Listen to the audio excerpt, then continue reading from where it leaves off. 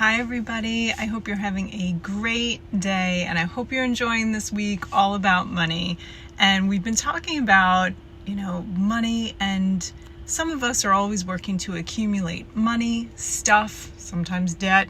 So we're going to get clear today about what you're really after and what you need to know about debt, and 4 different types and strategies for each. So stay tuned. So we've already talked about that we trade our lives, our time, for money.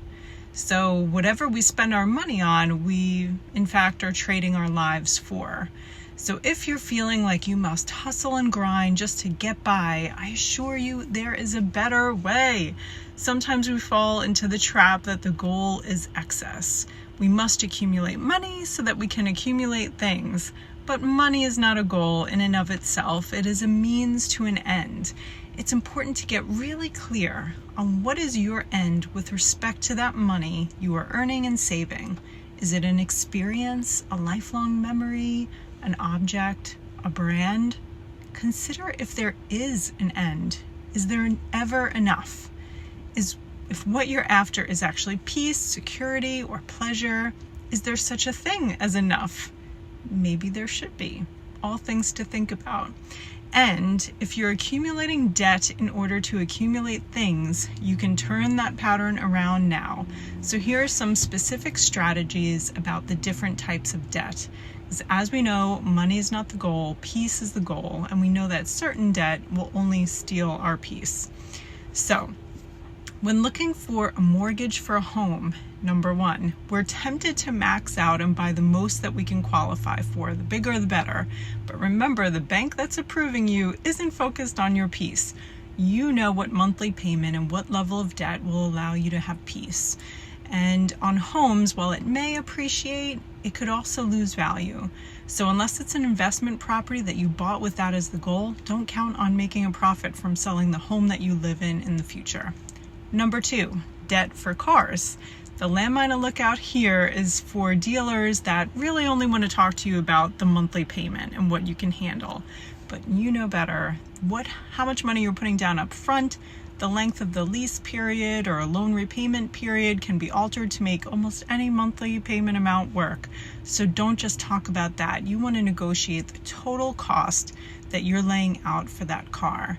And for cars, we know it will definitely lose its value, so there's no return expected here. So whether it's house or cars, make sure that you're being really intentional about what dollar amount you can handle. So number 3, consumer debt. So elsewhere in the world of debt, we may rack up debt on credit cards. It could be department store cards, any charge cards. If you're growing debt there, because you're purchasing things that you're going to consume, this kind of debt is the worst kind.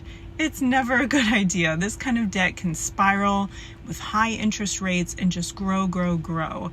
So if you're buying things just to consume or for fun, you never want to put that on a card that you can't pay off that very same month.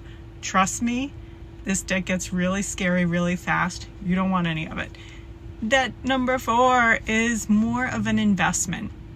We're talking all about debt today. That could be bonds in your portfolio for sure, but it could also be investing in yourself, including education. And as long as you make sure you put that education to work, there could be massive returns. So you want to know, what are you going to get back for the money that you're putting in?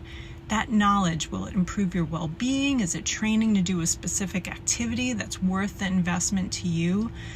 This 4th type of debt is really interesting. I know there's a lot of flack and a lot of very strong views about investing in education and whether it's actually worth it. I have my views, I have my personal experience, but I guess in short, you really just want to be very thoughtful about if you're investing, if it's in a college education, how do you plan to put it to work for you so you're making that money back? So the takeaway for today is that debt, as a rule, is not bad in and of itself, but debt that we incur without intention and awareness of how it might steal our peace, that's dangerous. So as always, if you have questions, I would love to hear your experience, your challenge, and help you in any way that I can. And you know I'm wishing you well and wealth today and always until we speak again, my friends.